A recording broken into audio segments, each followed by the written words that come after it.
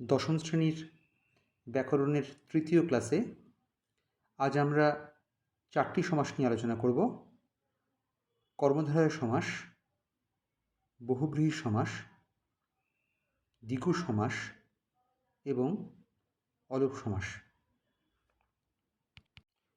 আগের ক্লাসে ব্যাসবাক্যের বৈশিষ্ট্যগুলি যা আলোচনা হয়েছে তা খেয়াল রেখে এই আলোচনা শুনতে হবে।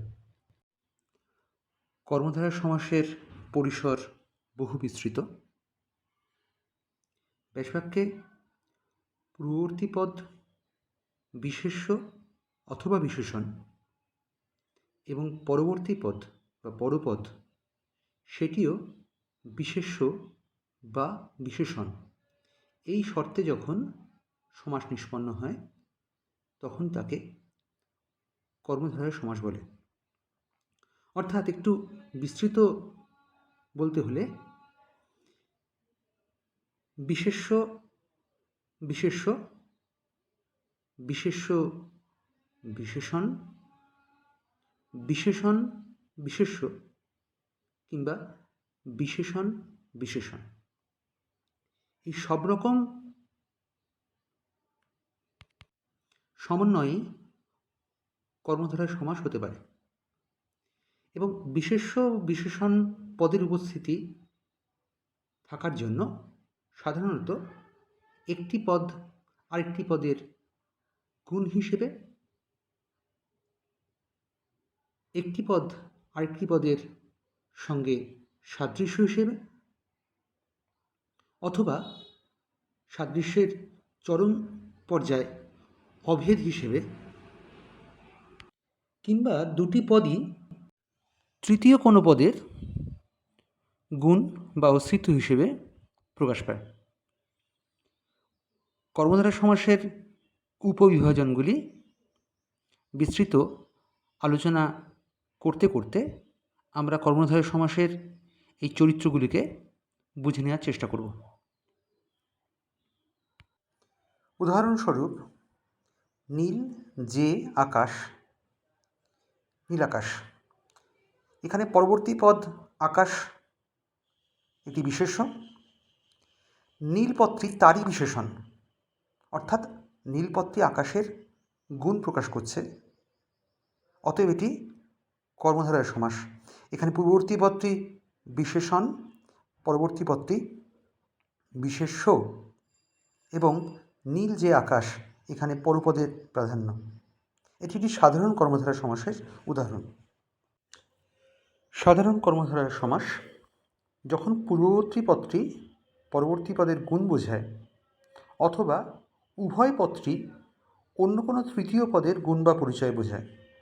যেমন আগের উদাহরণটার মতো, কালো ভ্রমর, কালো যে ভ্রমর, ভ্রমর বা ভ্রমরাটি হচ্ছে বিশেষ্য, কালো তারই গুণ অর্থাৎ বিশেষণ পদ, অর্থাৎ কালো পদটি ভ্রমর পদের গুণ। দ্বিতীয় উদাহরণে মাস্টারমশাই, কোনো এক ব্যক্তি যার পরিচয় মাস্টারমশাই, তার প্রথম পরিচয় মাস্টার, দ্বিতীয় পরিচয় মহাশয়, অর্থাৎ যিনি মাস্টার তিনি মশাই। এখানে মাস্টার ও মশাই উভয় পদটি বিশেষ্য। যে বিশেষ্য পদ দুটি তৃতীয় কোনো ব্যক্তির অস্তিত্ব বা পরিচয়কে বোঝাচ্ছে। এখানে বিশেষ্য এবং বিশেষ্যের সমাস নিষ্পন্ন হয়েছে। আবার দুই বিশেষণের মধ্যেও এমন সমাস হতে পারে। একটা উদাহরণ বলছি, আমরা বলি কাঁচা মিঠে আম, মানে কাঁচা অথচ মিষ্টি, যেটা হবার কথা নয় সাধারণ অবস্থায়।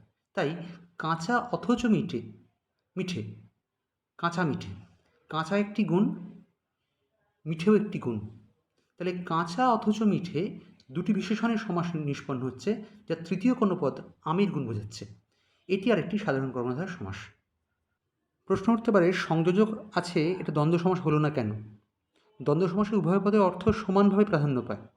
এখানে কাঁচা অথচ মিঠে, মিঠের প্রাধান্য, কারণ কাঁচা হলে মিঠে হওয়ার কথা নয়। তাই মিঠে পদটি এখানে অধিকভাবে প্রতীয়মান হচ্ছে, বেশি গুরুত্ব পাচ্ছে। এবং এখানে এই পরপদের প্রাধান্য এবং গুণ, এই দুটি শর্ত আছে বলে এটি দ্বন্দ্ব সমাস না হয়ে কর্মধারয় সমাস হলো। এরপর আরও তিনটি গুরুত্বপূর্ণ উপবিভাজনের আলোচনায় আসছি।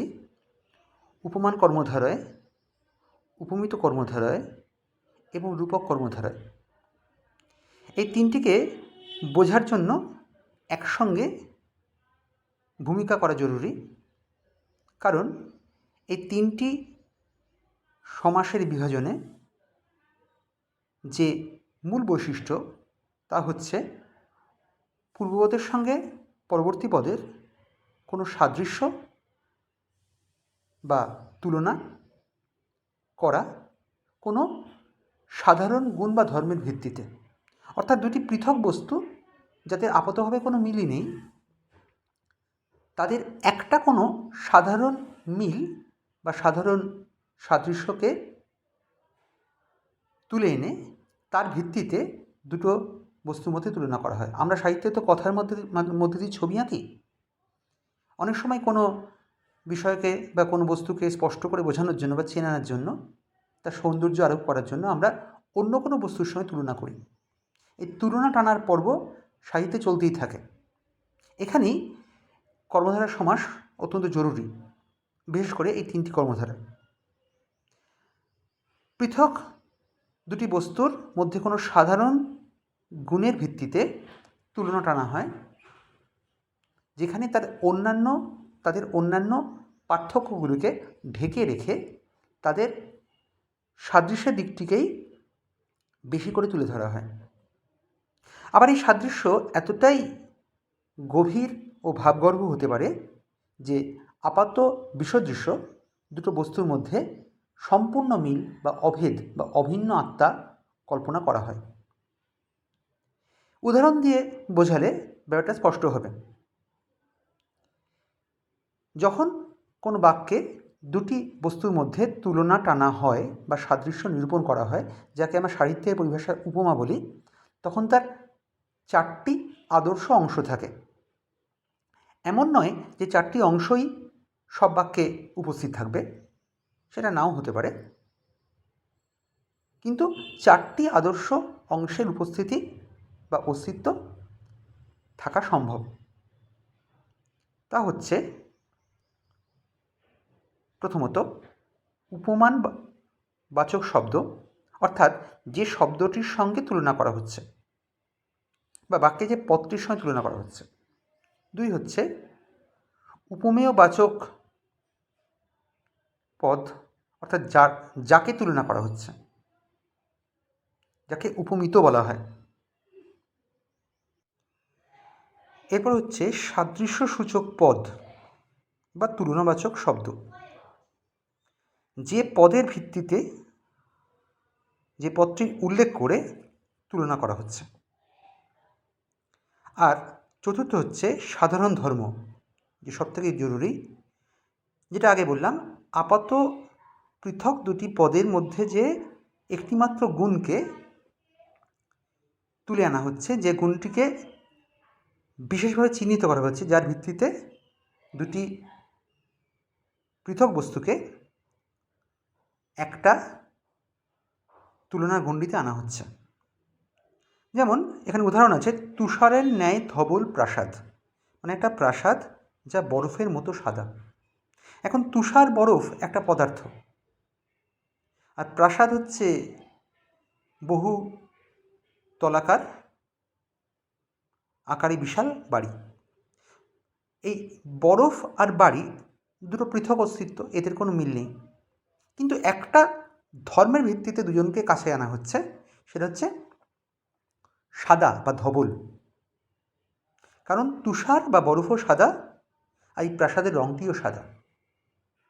তাহলে তুষারের ন্যায় ধবল প্রাসাদ, এখানে উপমানবাচক শব্দ হচ্ছে তুষার, যে শব্দের সঙ্গে বা পদের সঙ্গে তুলনা করা হচ্ছে। প্রাসাদ হচ্ছে উপমেয়বাচক পদ, যাকে তুলনা করা হচ্ছে। সাদৃশ্যসূচক পদ বা শব্দ হচ্ছে ন্যায় বা মতো, যে পদটির উল্লেখ করে তুলনা করা হচ্ছে।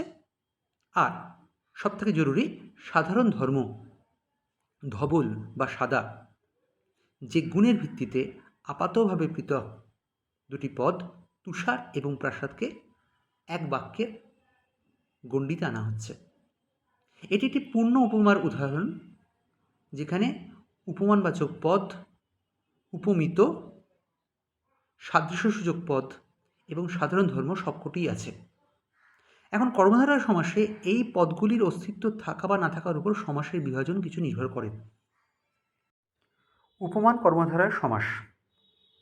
যখন ব্যাসবাক্যতে একটা কিছু তুলনা করা হচ্ছে দুটি পদের মধ্যে, অর্থাৎ কোনো গুণকে তুলে ধরা হচ্ছে কর্মধারয় সমাসের সাধারণ বৈশিষ্ট্য অনুযায়ী, যখন ব্যাসবাক্যে উপমানবাচক পদের সঙ্গে সাধারণ ধর্মের সমাস হয় এবং উপমেয় বাচক পদ বা উপমিত উহ্য থাকে, তখন উপমান কর্মধারয় হয়। একটু দেখে নিই। কাজলের মতো কালো, কাজল কালো। কাজলের উপমান, অর্থাৎ যার সঙ্গে তুলনা করা হচ্ছে, কালো সাধারণ ধর্ম, কাজলের একটা কালোর গুণের ভিত্তিতে তুলনা করা হচ্ছে। তাহলে কালো হচ্ছে সাধারণ ধর্ম, আর কাজলের মতো, মতো হচ্ছে সাদৃশ্যসূচক শব্দ।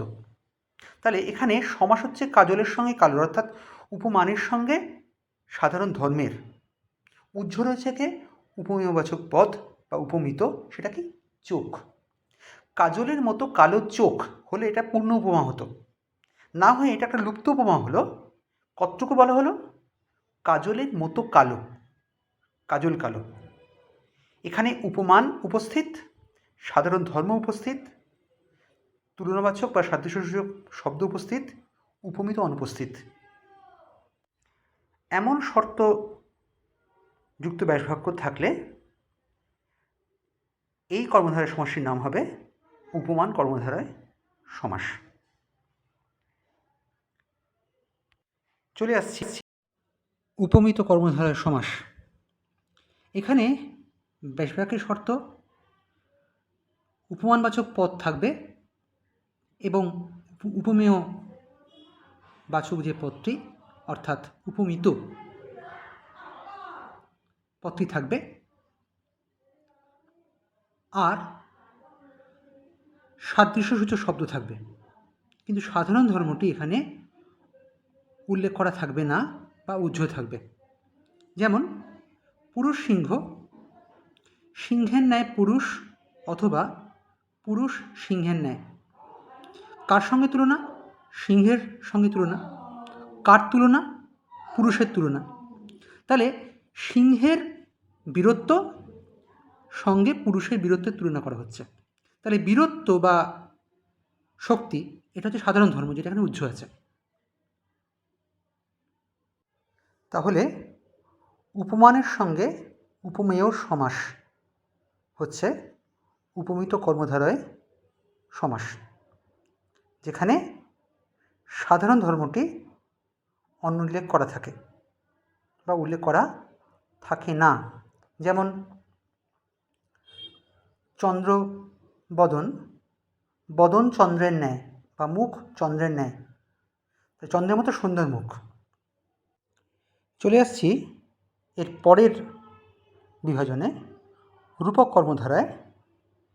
এটি অত্যন্ত ভাবগর্ভ একটি ব্যাসবাক্যের সৃষ্টি করে। আমরা আগেই বলেছি যে উপমানবাচক পদের সঙ্গে উপমেয় বা উপমিত পদের মধ্যে সাদৃশ্য করা হচ্ছে, অর্থাৎ সাধারণ গুণ নিরূপণ করা হচ্ছে। এটাই হচ্ছে উপমান কর্মধারা এবং উপমিত কর্মধারা, এই দুই ধরনের কর্মধারার একটা সাধারণ বৈশিষ্ট্য। রূপক কর্মধারায় এই উপমান এবং উপমিত পদের মধ্যে বা উপমেয়র মধ্যে যে সাদৃশ্যটি কল্পনা করা হয় তা হচ্ছে অভেদ। এখন সাদৃশ্য আর অভেদের পার্থক্য কী? সাদৃশ্য দুটি বস্তুর মধ্যে করা হচ্ছে, যেমন আমরা একটু আগে বললাম যে মুখ এবং চন্দ্র। চন্দ্র একটা বস্তু, মুখ একটা বস্তু। অথবা তুষার ধবল প্রাসাদ, তুষার একটা বস্তু, প্রাসাদ একটা বস্তু। এটা পৃথক হতে পারে, কিন্তু এদের মধ্যে একটা সাধারণ গুণ খুঁজে নেওয়াটা খুব কঠিন নয়। কিন্তু রূপকের ক্ষেত্রে এমন দুটি পদের মধ্যে অভেদ আত্মা ফুটে ওঠে বা অভেদ কল্পনা করা হয়, যে দুটি পদের মধ্যে কোনো রকম মিল পাওয়াই সম্ভব নয় আক্ষরিক অর্থে। অতএব এই সাদৃশ্যটি খুঁজতে গেলে ডুব দিতে হয় ভাবের গভীরে বা যেতে হয় অন্তর্নিহিত অর্থের পর্যায়ে, তখনই রূপকের সত্তাটি ফুটে ওঠে।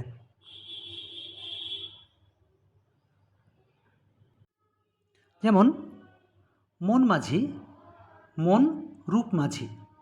এখানে মনের মতো মাঝি হলো না বা মাঝির মতো মন হলো না, বলা হলো মন রূপ রূপ মাঝি।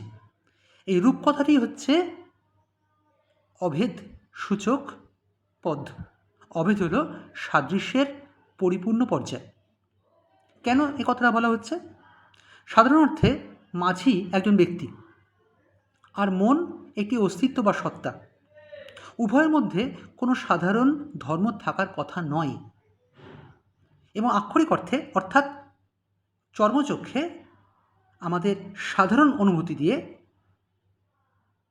এমন কোনো বর্ণ, এমন কোনো স্পর্শ, এমন কোনো গন্ধ পাওয়া যাচ্ছে না যাতে এদের মধ্যে কোনো মিল খুঁজে পাওয়া যায়, মন আর মাঝি। কিন্তু যখনই আক্ষরিক কোনো সাদৃশ্য পাওয়া যাচ্ছে না, তখনই যদি আমরা ভাবের গভীরে ডুব দিই, অর্থাৎ অন্তর্নিহিত অর্থের সন্ধান করি, তাহলে একটা গভীরতর সাদৃশ্য পেতে পারি, যাই হলো অভেদ, যা হচ্ছে রূপক। সেটা কি?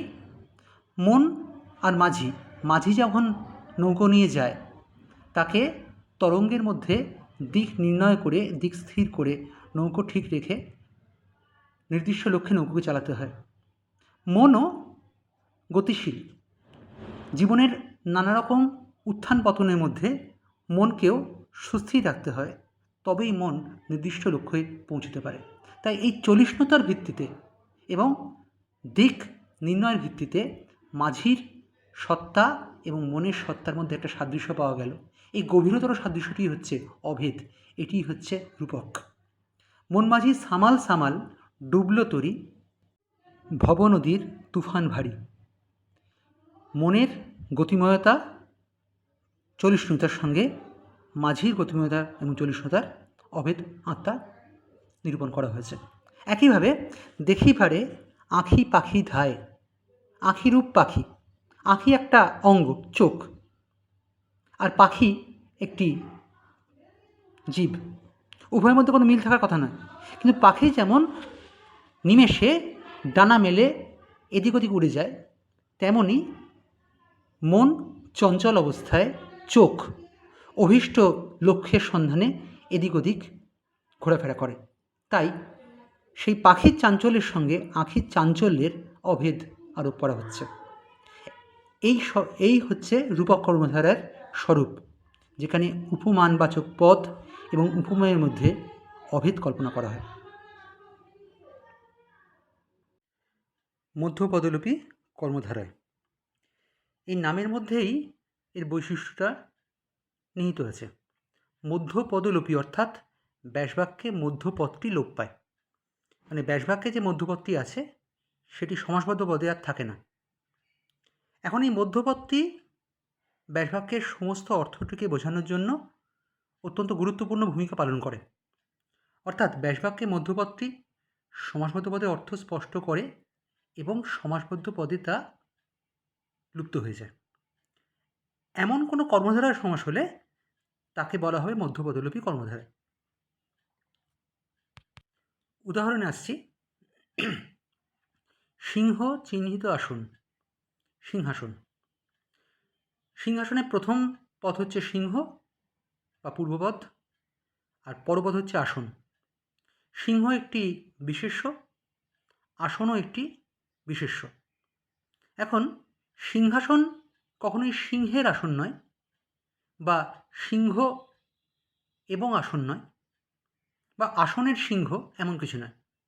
এক্ষেত্রে সুপ্রযুক্ত ব্যাসবাক্যটি হচ্ছে সিংহ চিহ্নিত আসন, কারণ যে আসনে সিংহর প্রতিকৃতি মুদ্রিত থাকে বা অলঙ্কৃত থাকে তাই হচ্ছে সিংহাসন। তাহলে এক্ষেত্রে সিংহ হচ্ছে আসনের বিশেষত্ব। সিংহের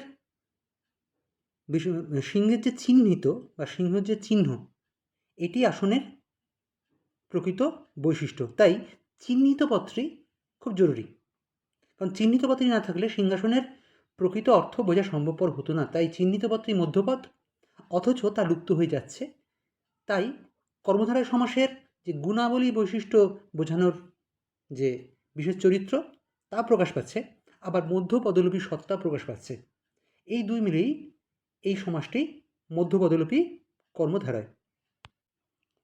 আমরা অঙ্কতে যেমন মিডল টার্ম ফ্যাক্টর করি, সেখানে যেমন মিডল টার্ম বা মধ্যপদটি রাশিটি লুপ্ত হয়ে যায়, এখানেও সমাসে মধ্যপদটি লুপ্ত হয়ে যাচ্ছে। একইভাবে পল মিশ্রিত অন্ন, পলান্ন। পল মানে মাংস, অন্ন হচ্ছে ভাত, তাই পল মিশ্রিত অন্ন, মিশ্রিত পদটি খুব জরুরি, যা হচ্ছে মধ্যপদ, যা লুপ্ত পেয়ে যাচ্ছে। পল মিশ্রিত অন্ন, পলান্ন। একইভাবে ষোড়শ মানে 16, ষট অধিক 10। 6 বা ষট একটি সংখ্যা, 10 একটি সংখ্যা, মাঝখানে অধিক পদটি খুব জরুরি, কারণ 10-এর থেকে 6 বেশি হলে 16 হয়। অতএব অধিক মধ্যপদ লোপ পাচ্ছে মধ্যপদলোপী কর্মধারায়। পরবর্তী বিভাজন বহুব্রীহি সমাস। বহুব্রীহি সমাসের বৈশিষ্ট্য অন্য সমাসের থেকে একটু আলাদা। সাধারণত সমাসে ব্যাসবাক্যের পদগুলির অবস্থান, উপস্থিতি, তাদের পদ প্রকরণ এবং তাদের অর্থ প্রতীয়মানতার সাপেক্ষে সমাসগুলির নাম ঠিক হয়। আর বহুব্রীহি সমাসে এখানেই একটু ভিন্ন বিষয় ঘটে। বহুব্রীহি সমাসে ব্যাসবাক্যে পূর্বপদ এবং পরবর্তী পদের কোনো পদেই সমাসবদ্ধ পদের মূল অর্থ প্রতীয়মান হয় না বা প্রাধান্য পায় না, তা পায় অন্য কোনো তৃতীয় পদে। অর্থাৎ সমসমান পদের কোনোটির মধ্যেই সমাসবদ্ধ পদের মূল অর্থ লুকিয়ে থাকে না, মূল অর্থটির তাৎপর্য লুকিয়ে থাকে তৃতীয় কোনো পদে। তাই সেই হেথা নয় অন্য কোথা, অন্য কোনোখানে, এই চরিত্রের সমাস হচ্ছে বহুব্রীহি সমাস। একটু অর্থসহ বিশ্লেষণ করলে ব্যাপারটা স্পষ্ট হবে। পঞ্চানন, পঞ্চ যুক্ত আনন, পঞ্চানন। পঞ্চ হচ্ছে 5, আনন মুখমণ্ডল।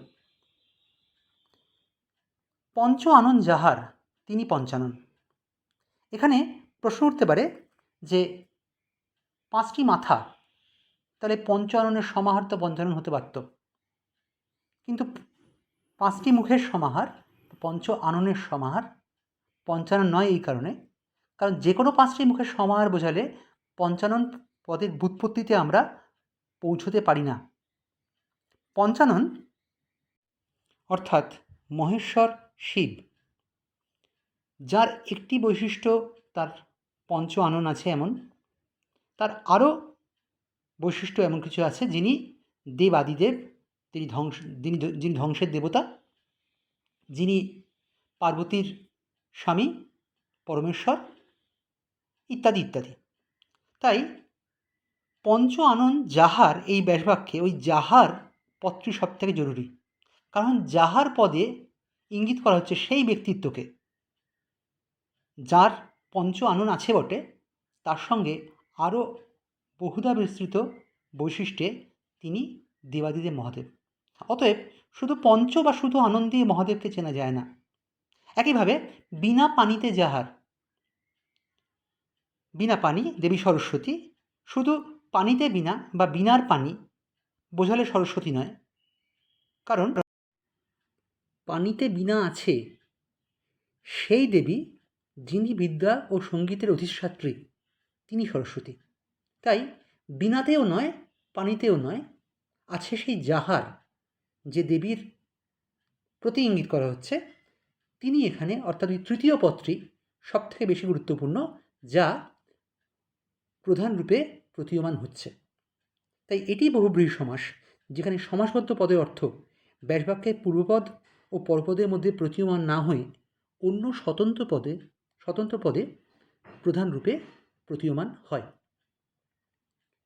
তাহলে বহুব্রীহি সমাসের যে উপবিভাজনগুলি আমরা লক্ষ্য করব, তার মধ্যে সবকটিতেই বহুব্রীহির এই সাধারণ চরিত্রটি বর্তমান থাকতে হবে এবং তারপর তাদের নিজস্ব কিছু বৈশিষ্ট্য আরও থাকবে। সংখ্যাবাচক বহুব্রীহি একটি উপবিভাজন, যেখানে যে বহুব্রীহি পদে ব্যাসবাক্যে পূর্বপদে সংখ্যাবাচক বিশেষণ থাকে এবং বহুব্রীহির চরিত্রটি বর্তমান থাকে। যেমন একটু আগে বললাম পঞ্চানন, এখানে আছে দশানন, 10 আনন যাহার, অর্থাৎ 10টি মাথা আছে এমন কোনো ব্যক্তিত্ব যিনি লঙ্কার রাজা, যিনি ইন্দ্রজিতের পিতা, সীতাহরণকারী রাবণ। তাই যাহার পদটি খুব জরুরি, এখানেই বহুব্রীহির চরিত্র। আর যেহেতু পূর্বপদে সংখ্যাবাচক বিশেষণ আছে, তাই এটি সংখ্যাবাচক বহুব্রীহি। এই সংখ্যাবাচক বহুব্রীহি এবং দ্বিগু সমাস খুব পাশাপাশি যায়, এটা একটু খেয়াল রাখতে হবে।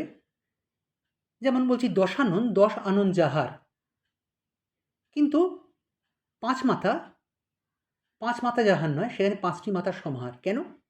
কারণ 10 আনন যাহার তিনি একটি ব্যক্তিত্ব। আমার সামনে 10খানা মাথাকে সাজিয়ে রাখলে সে রাবণ হয়ে যাবে না, তাকে লঙ্কার রাজা এবং পৌরাণিক চরিত্র হতে হবে। তাই এই বিশিষ্ট একটি ব্যক্তিত্ব বলে 10 আনন যাহার, কিন্তু 5 মাথা, যে কোনো 5টি রাস্তা যেখানে সে যুক্ত হচ্ছে 5 মাথা, অথচ সেটা দ্বিগু সমাস।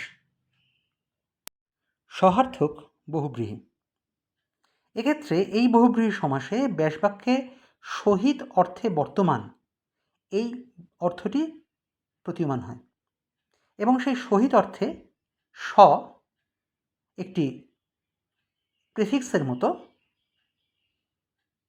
বা উপসর্গের মতো পূর্বপদে চলে আসে।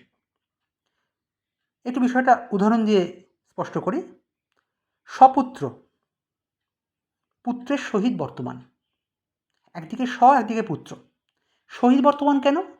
কারণ তিনি সপুত্র বেড়াতে বেরিয়েছেন, মানে ছেলেকে সঙ্গে নিয়ে বেড়াতে বেরিয়েছেন। তাহলে পুত্রের সহিত বর্তমান, সপুত্র এ কারণে, কারণ পুত্রের সহিত বর্তমান সেই ব্যক্তি, ওই বর্তমান পদটিতে অর্থের প্রাধান্য প্রতীয়মান হচ্ছে। তাহলে সপুত্র মানে শুধু পুত্র নয়, পুত্রের সহিত বর্তমান যে ব্যক্তি, সেই ব্যক্তিকে বলা হচ্ছে তিনি সপুত্র আছেন। তার তখন হচ্ছে অবস্থানটা হচ্ছে, তার স্ট্যাটাসটা হচ্ছে পুত্রের সঙ্গে তিনি আছেন। তাই বর্তমানটি এখানে খুব জরুরি। এই যে সহিত বর্তমানটি স হয়ে পূর্বপদে চলে গেল। এই যে বিশেষ চরিত্রের, অর্থাৎ সহিত বর্তমান প্রতীয়মান হবে, সেই সটি পূর্বপদে চলে যাবে, এটাই সহার্থক বহুব্রীহি সমাস। তিনি সস্নেহে আমাকে ডাকলেন, সস্নেহে মানে স্নেহসিক্ত অবস্থায় আমায় ডাকলেন। তাই স্নেহের সহিত বর্তমানকে তিনি যে ব্যক্তি, তাই বর্তমানেতেও অর্থ প্রতীয়মান হচ্ছে, অতএব এটি বহুব্রীহি সমাস। এবার স্নেহের এই যে সহিত তার যে বর্তমান অবস্থাটি, এটা সমাসবদ্ধ পদে গিয়ে স্নেহের আগে স হয়ে গেল, তাই এটি সহার্থক বহুব্রীহি। এটি সহার্থক বহুব্রীহি সমাসের বৈশিষ্ট্য। সমানাধিকরণ বহুব্রীহি, এই সমানাধিকরণ বহুব্রীহি এবং ব্যাধিকরণ বহুব্রীহি দুটো একসঙ্গে আলোচনা করব আমরা। সমানাধিকরণ বহুব্রীহি হচ্ছে ব্যাসবাক্যে যখন উভয় পদের বিভক্তি সমান হয়, অর্থাৎ বহুব্রীহি সমাসে ব্যাসবাক্য থাকে যেখানে পূর্বপদ থাকে এবং পরপদ থাকে, অর্থটি অন্য কোথাও প্রতীয়মান হয়। এই পূর্বপদের যে বিভক্তি থাকবে সেটা অ কিংবা এ কিংবা ই কিছু একটা হতে পারে, পরপদেও একই বিভক্তি থাকবে। যখন এমন অবস্থা হবে যে পূর্বপদে যে বিভক্তি আছে, পরপদে একই বিভক্তি আছে, তখনই তা হবে সমানাধিকরণ বহুব্রীহি। যেমন বহুব্রীহি, বৃহ মানে ধান, বহুব্রীহি আছে যার, সেই কৃষককে বলা হয় বহুব্রীহি। বহুব্রীহি আছে যার, সেই কৃষক হচ্ছে বহুব্রীহি। তাহলে বহু আর ব্রীহি, এখানে বহু হচ্ছে অ বা শূন্য বিভক্তি, বৃহ হচ্ছে অ বা শূন্য বিভক্তি। তাই এই দুটো হলো সমানাধিকরণ বহুব্রীহি, যেটি বিভক্তি সমান।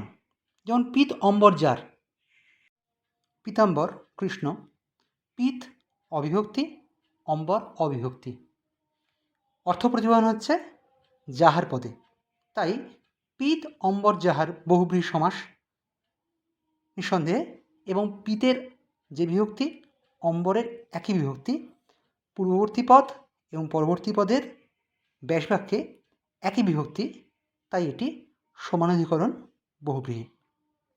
এরপর এরই সূত্রে ব্যাধিকরণ বহুব্রীহি, অর্থাৎ সমানাধিকরণের বিপরীত, যেখানে উভয় পদের বিভক্তি পৃথক হবে এবং অবশ্যই বহুব্রীহি সমাসের সত্তা বজায় থাকবে, বৈশিষ্ট্য বজায় থাকবে।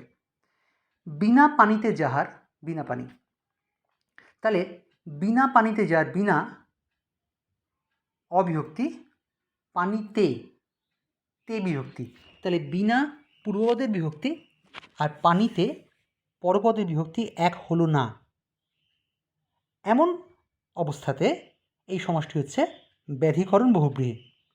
একইভাবে উর্না নাভিতে যার, উর্ণ নাভ মাকড়সাকে বলা হয়, মাকড়সার নাভি দিয়ে জাল বনে, তাই উর্না হচ্ছে জাল। তা যার নাভিতে জাল আছে, যার সে মাকড়সা, সেই এখানে প্রতিমান হচ্ছে বহুব্রীহি সমাস। উর্না নাভিতে যার, উর্না পদের যে বিভক্তি, নাভিতে পদের এক বিভক্তি নয়, অতএব পূর্বপদ এবং পরপদের বিভক্তি সমান হলো না, পৃথক হলো। এক্ষেত্রে এটি হচ্ছে ব্যাধিকরণ বহুব্রীহি। এরপর ব্যতিহার বহুব্রীহি। ব্যতিহার একটি অবস্থা বা একটি চরিত্র। ব্যতিহার পরিস্থিতি কখন হবে? যখন ব্যাসবাক্যে উভয় পদটি একটি শব্দের বা একই শব্দের দ্বিত্ব প্রয়োগে কোনো কাজ করা বোঝাবে। তাহলে এখানে বিষয়টাকে দুটো অংশে ভাগ করে নিই। একটা হচ্ছে ব্যাসবাক্যের দুটি পদ হবে একই শব্দের দ্বিত্ব। শব্দদ্বিত্ব বিষয়টা কি? যেমন যদি বলি পাকা পাকা আম খাবো, টাকা টাকা করে কাকার মাথা খারাপ হয়ে গেছে। পাকা পাকা আম একেবারে শব্দদ্বিত্ব, গুরুত্ব বোঝানোর জন্য বা এমফাসাইজ করার জন্য এটি প্রযুক্ত হয়। তাহলে সমাসে পূর্ববর্তী এবং পরবর্তী হবে একই শব্দের দ্বিত্ব, এটি হচ্ছে প্রথম শর্ত। দ্বিতীয় শর্তটি হলো ক্রিয়াবাচক পদে প্রযুক্ত হবে বাক্যের অর্থটি, অর্থাৎ কোনো কাজ করা বোঝাবে। একটু উদাহরণটাকে বিশ্লেষণ করে ব্যাপারটা বুঝে নিই। কানাকানি, কানে কানে যে কথা বলা হয় তাই হচ্ছে কানাকানি। তাহলে কানে কানে পূর্বপদ এবং উত্তরপদ কানাকানি দুটো রয়েছে, একই শব্দের দ্বিত্ব কানে কানে, শব্দদ্বিত্ব হলো। বহুব্রীহি সমাসের অর্থ পূর্ববর্তী পদ পরবর্তী পদের মধ্যে নেই, হেথা নয় হেথা নয় অন্য কোথা অন্য কোনোখানে, যে কথা সেখানে অর্থটি প্রতীয়মান হচ্ছে। কানে কানে যে কথা ক্রিয়াবাচক পদ, অর্থাৎ কোনো কাজ করা বোঝাচ্ছে। এক্ষেত্রে এটি হচ্ছে ব্যতিহার বহুব্রীহি। তাহলে সমাসে পূর্বপদ পরপদ শব্দ দ্বিত্ব হবে এবং ব্যাসবাক্যটি কোনো কিছু কাজ করা বোঝাবে বা ক্রিয়াপদে প্রযুক্ত হবে। একইভাবে চুলে চুলে বা চুল চুল টেনে যে লড়াই, চুলে চুলে যে লড়াই চুলোচুলি, হাতে হাতে যে যুদ্ধ হাতাহাতি, এগুলো সবই হচ্ছে ব্যতিহার বহুব্রীহি সমাস। পূর্ববর্তী পদ এবং পরবর্তী পদ শব্দদ্বিত্ব এবং ব্যাসবাক্যের অর্থ হচ্ছে ক্রিয়াপদে প্রযুক্ত। মধ্যপদলোপী বহুব্রীহি, আমরা এর আগে মধ্যপদলোপী কর্মধারায় জেনেছি। তাহলে মধ্যপদলোপ একটা চরিত্র যেটা এই সমাসেও আছে। ব্যাসবাক্যে উপমাসূচক মধ্যবর্তী পদটি লোপ পাবে। তাহলে মধ্যবর্তী পদটি লোপ পেলে কর্মধারা সমাস না হয়ে বহুব্রীহি সমাস হচ্ছে। তার মানে বাদবাকি যে বৈশিষ্ট্যটি বহুব্রীহি সমাসের বৈশিষ্ট্যই থাকবে। ব্যাসবাক্যে একটি মধ্যবর্তী পদ থাকবে যা উপমাসূচক পদ তা লোপ পাবে। যেমন সূর্যমুখী, সূর্যের ন্যায় মুখ যাহার, যে নারী তিনি সূর্যমুখী। সূর্য হচ্ছে পূর্ববর্তী পদ, মুখ হচ্ছে উত্তরপদ বা পরপদ, মাঝখানে ন্যায়, সূর্যের মতো মুখ। এই ন্যায় পদটি লোপ পেল, তাই মধ্যপদলোপী। এবার যেহেতু মূল অর্থটি সূর্যতেও নেই মুখেতেও নেই, ওই যাহার যে নারী সেখানে প্রযুক্ত আছে, তাই এটি বহুব্রীহি, তাই সামগ্রিকভাবে মধ্যপদলোপী বহুব্রীহি। আরও একটু উদাহরণে আসছি। মীনাক্ষী, মিন যুক্ত অক্ষী, মিন মানে মৎস্য বা মাছ। মিনের ন্যায় অক্ষী যাহার, অর্থাৎ মৎস্যের মতো চোখ যে নারীর তিনি মীনাক্ষী। মিন পূর্বপদ, অক্ষী উত্তরপদ, মাঝে ন্যায় উপমাসূচক বা তুলনাবাচক পদটি লুপ্ত হয়েছে এবং যাহার পদে অর্থ প্রতীয়মান, তাই মিনের ন্যায় অক্ষী যাহার মীনাক্ষী মধ্যপদলোপী বহুব্রীহি। একই সূত্রে অন্তপদলোপী বহুব্রীহি, যে বহুব্রীহি সমাসে ব্যাসবাক্যের অন্তিম বা শেষ পদটি লুপ্ত হবে। এখানে অন্তিম বা শেষ পদ কোনটি? 20 মণি 20 মণ ওজন যাহার, এই যাহার যে ব্যক্তি তিনি হচ্ছেন বাক্যের প্রধান, কিন্তু 20 মণ ওজন, এই ওজন পদটি লুপ্ত হয়ে গেল। তাই ওজন পদটি লুপ্ত হয়ে মনের পরে একটা ই যুক্ত হয়ে 20 মণি হলো। এক্ষেত্রে এটি হচ্ছে অন্তপদলোপী বহুব্রীহি, যেখানে অন্তের পদটি বা শেষ পদটি লোপ পায়। আরেকটি প্রকারভেদে বিশ্লেষণ করে বহুব্রীহি সমাসের আলোচনা শেষ করব। নং বহুব্রীহি বা নঅর্থক বহুব্রীহি, যেখানে ব্যাসবাক্যে একটি নঅর্থক অব্যয় থাকে।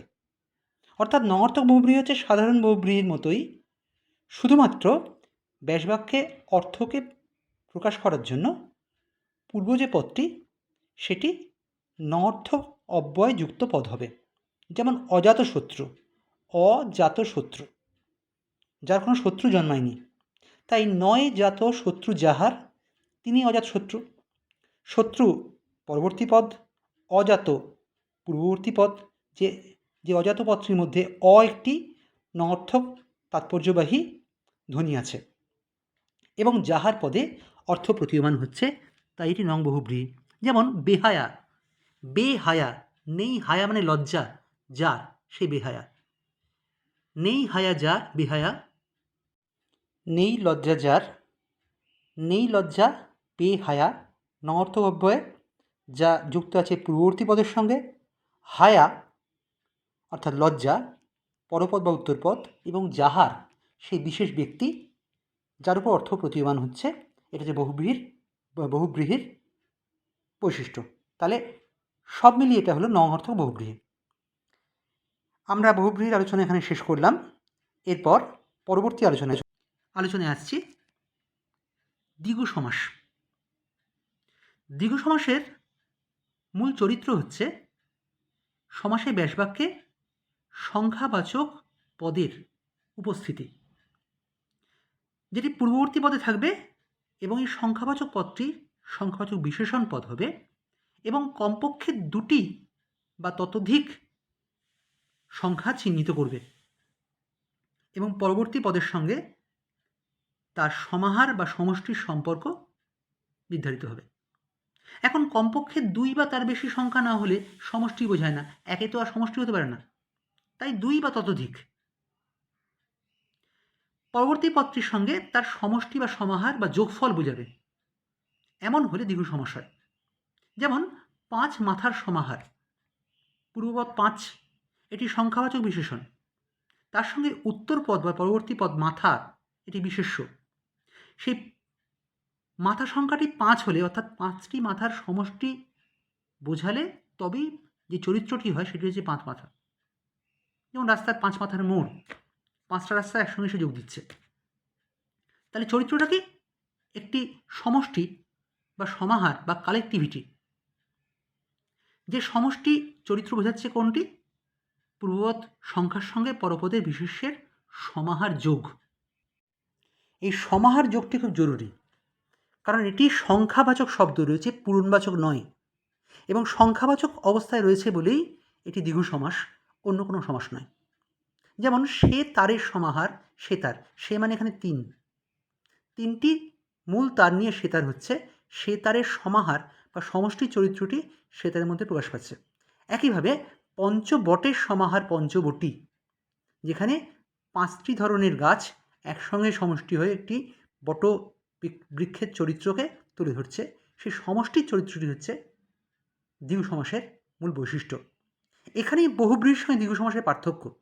যখন পঞ্চ আনন যাহার বলছি, সেখানে একটি বিশেষ ব্যক্তিকে বোঝাচ্ছি, কিন্তু এখানে পাঁচ মাথার সমাহারে আমি পাঁচ সংখ্যাটির যোগফলের দিকে বা সমষ্টির দিকে ইঙ্গিত করছি, তাই এটি দ্বিগু সমাস। এই উভয় সমাসের বৈশিষ্ট্যকে তুলনামূলকভাবে খেয়াল রাখতে হবে। চলে আসছি আজকের ক্লাসের শেষ প্রকারভেদটির আলোচনায়, অলুক সমাস বা অলুক সমাস। এই অলুক সমাস কোনো পৃথক সমাসের প্রকারভেদ প্রকৃতপক্ষে নয়, বিভিন্ন সমাসের মধ্যেই অলুক সত্তা বা অলুক বৈশিষ্ট্যের উপস্থিতি বর্তমান থাকে, সেগুলোকেই পৃথক করে অলুক সমাস বলে একটি পৃথক সমাস চিহ্নিত করা হয়েছে। আসলে অলুক সমাস অন্যান্য বিভিন্ন সমাস, দ্বন্দ্ব, তৎপুরুষ, বহুব্রীহি এসবের মধ্যে নিহিত রয়েছে। একটু বৈশিষ্ট্যগুলিকে চিহ্নিত করি। ব্যাসবাক্যে পূর্ববর্তী পদের বিভক্তি লোপ পায় না, এমন অবস্থা হলে অলুক সমাস হয়। এখন ব্যাসবাক্যে পূর্ববর্তী পদের বিভক্তি লোপ পাওয়ার বৈশিষ্ট্যটি সমাসের একটি অত্যন্ত জরুরি বৈশিষ্ট্য। যেমন আমরা দেখেছি তৎপুরুষ সমাসে পূর্ববর্তী পদে বিভক্তি লুপ্ত হয়ে যায়, তেমনি অন্য কোনো পদে পূর্ববর্তী পদের বিভক্তি লুপ্ত হতে পারে। যেমন দ্বন্দ্ব সমাস, পূর্ববর্তী পদে বিভক্তি লুপ্ত হতে পারে। যেমন বহুব্রীহি সমাস, পূর্ববর্তী পদে বিভক্তি লুপ্ত হতে পারে। কিন্তু যখন এইসব সমাসগুলিতে পূর্ববর্তী পদে বিভক্তি লুপ্ত হয় না, তখন তাদের অলুক উপস্থিতি বা অলুক বৈশিষ্ট্য প্রতীয়মান হয়। তাই অলুক সমাস কোনো পৃথক সমাস নয়, এটি একটি বৈশিষ্ট্য মাত্র। একাধিক সমাসের মধ্যে অলুক বৈশিষ্ট্য থাকে, এটা আমাদের বুঝে নিতে হবে। যেমন উদাহরণ দিয়ে আমরা আসছি, হাটে ও বাজারে, হাটে বাজারে দ্বন্দ্ব সমাস। এবার হাটে মধ্যে কথাটি হচ্ছে হাট, বিভক্তি হচ্ছে এ, কিন্তু যখন সংযোগ করছি তখন হাটের এ বিভক্তিটি থাকছে বা থেকে যাচ্ছে, তাই বিভক্তি লুপ্ত হচ্ছে না, তাই এটি অলুক। এখন এই হাটে বাজারেকে আমরা আলাদা করে অলুক সমাস বলতে পারি, প্রকৃতপক্ষে বলা উচিত অলুক দ্বন্দ্ব সমাস। একইভাবে তেলের দ্বারা ভাজা, তেলে ভাজা, অলুক তৎপুরুষ, তেলের দ্বারা। করণ তৎপুরুষ, অলুক সত্তা আছে, অলুক তৎপুরুষ, তেলের দ্বারা ভাজা, তেলে ভাজা। একইভাবে নিমিত্ত তৎপুরুষে খেলার জন্য মাঠ, খেলার মাঠ, রবিভক্তিটি লুপ্ত হল না। সম্বন্ধ তৎপুরুষে মামার বাড়ি, মামার বাড়ি, রবিভক্তি লুপ্ত হল না পূর্ববতে। একইভাবে পথে বসা, পথে বসা, অধিকরণ তৎপুরুষে এই বিভক্তিটি লুপ্ত হল না। অতএব এগুলো হলো অলুক তৎপুরুষ। একইভাবে অলুক বহুব্রীহি, বহুব্রীহি সমাসের বৈশিষ্ট্য থাকবে, কিন্তু পূর্ববর্তী পদে বিভক্তি লুপ্ত হচ্ছে না। যেমন হাতে খড়ি দেওয়া হয় যে অনুষ্ঠানে, হাতে খড়ি, আমরা জানি হাতে খড়ি, পূর্বপদ হাত, উত্তরপদ খড়ি, হাতের এই বিভক্তিটি এখানে অবিচল রয়েছে, লুপ্ত হল না, তাই অলুক। এবার হাতে খড়ি দেওয়া হয় যে অনুষ্ঠানে, হাতও জরুরি নয়, খড়িটাও গুরুত্বপূর্ণ নয়, গুরুত্বপূর্ণ হচ্ছে সেই অনুষ্ঠানটি, কারণ প্রতিদিন দেখলে হাতে খড়ি হয় না, তাই বহুব্রীহি সমাস। এবং বিভক্তি লুপ্ত হচ্ছে না বলে অলুক সমাস। একইভাবে মুখে ভাত, মুখে ভাত খাওয়ানো হয় যে অনুষ্ঠানে। যে অনুষ্ঠানের জন্য বহুব্রীহি সমাস মুখে ভাত, মুখের এই বিভক্তিটি সমাসবদ্ধ পদে লুপ্ত হচ্ছে না, অবিচল থাকছে, তাই অলোপ সমাস। এটিও একটি অলোপ বহুব্রীহির উদাহরণ। আমরা এই 4টি সমাসে আলোচনা করলাম, উদাহরণ দিয়ে বিস্তৃত আলোচনা করা হলো। এরপরেও প্রশ্ন থাকতেই পারে। তোমাদেরকে পরামর্শ দেব ব্যাকরণের পাঠ্য বইটি সঙ্গে নিয়ে এই আলোচনার ভিডিওটি শুনতে, প্রয়োজনে কোনো কোনো অংশ বারবার করে শুনতে অনুরোধ করব। পরবর্তী ক্লাসে অব্যয়ীভাব ও বাক্যাশ্রয়ী সমাসের আলোচনা করা হবে, আর প্রশ্নোত্তর পর্ব থাকবে। সমাস বিষয়টি স্মৃতিতে মুখস্থ করার ব্যাপার নয়, এটা অনুধাবন করে বুঝে প্রস্তুত হওয়ার বিষয়। ধারণা স্বচ্ছ থাকলে সমাসের যে কোনো এমসিকিউ এবং এসএকিউ আনসার করতে পারবে। তোমরা এর ওপর অন্য যে কোনো প্রশ্ন থাকলে অবশ্যই করতে পারো। সবাই সুস্থ থেকো, ভালো থেকো।